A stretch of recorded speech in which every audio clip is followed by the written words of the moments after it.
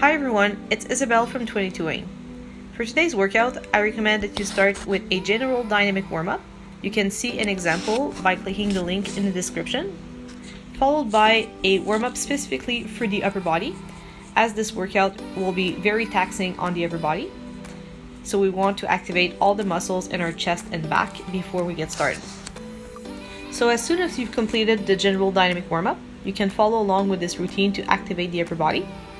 We'll start with a plank up-down. For this movement, you want to focus on keeping your core tight as much as possible. Glutes and quads should be engaged so that you avoid swaying your hips side to side as much as possible. And try to place your hands right under your shoulders as you press up. For the T-plank rotation, again focus on keeping your core tight and your body as stable as possible as you rotate from one side to the other. And try to form a straight line from your hand to your shoulder. So always keeping your hand right under your shoulder so that you have greater strength and more stability. The plank tap out is a pretty challenging move. So again, you want to stabilize your whole body. That's the focus of this warm-up as you tap out to the diagonal. And if you feel like your hips are swaying side to side and you can't resist rotation, then take your feet wider. That will create a greater base of support and will allow you to stay more stable. Now we're going to activate the back muscles. So lay down on your stomach. Your whole body should be in contact with the ground except your arms, and you can either gently rest your forehead on the ground or keep it slightly lifted. Then you're going to move your arms as if you were doing snow angels, but in the opposite direction. And as you do that, do it really slowly, and you should be feeling the activation in the upper back and the back of your shoulders. Now staying in the same position, we're going to do Ys. So bring your arms out to the diagonal as if you were forming a Y with your body. And then starting with your arms on the ground, you're going to try to lift them off the ground as high as you can, even if it's just half an inch, that's fine. Just go as high as you can. You should be feeling the activation in the upper back and the back of your shoulders, pausing for about a second at the top and then returning your arms to the ground. Finally, we're going to do T's. So for this move, it's the exact same thing, but your arms are out to the sides instead. Now that you're warmed up, you're ready for the workout of the day. So it is a very simple workout that you can do at home with minimal equipment. It consists of 21, 15, and 9 reps of each of the following exercises for time.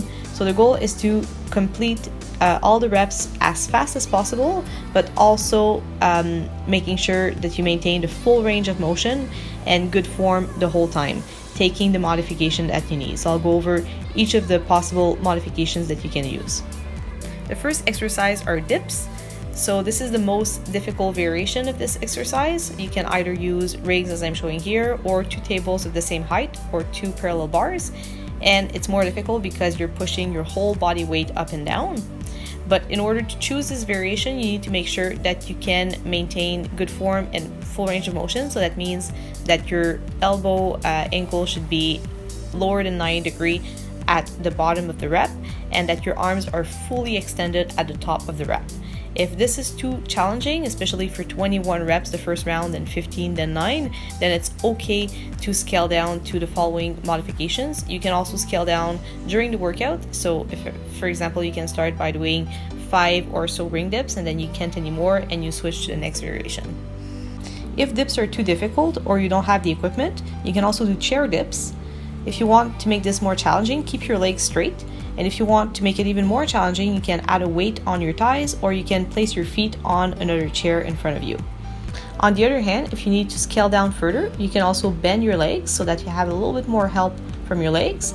But again, make sure that you maintain the full range of motion. Don't cheat yourself on that one. Now for pull-ups.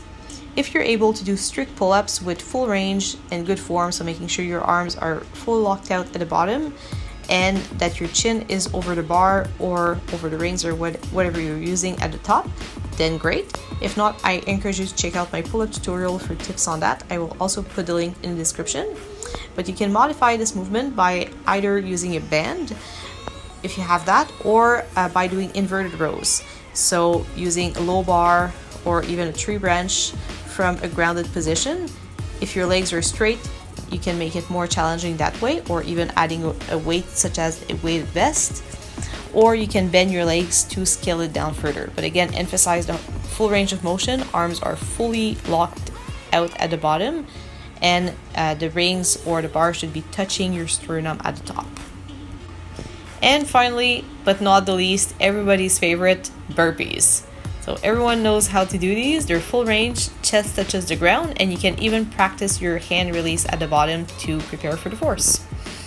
So to recap, the workout is 21 reps of dips, whichever variation you want to use, followed by 21 reps of pull-ups or inverted rows, then 21 burpees, and then you go back to the dips and do 15 reps, then 15 pull-ups, then 15 burpees, and then back again, 9 dips, 9 pull-ups, and 9 burpees, and you're done.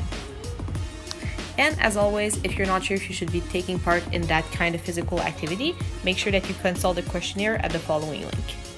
Have a good workout!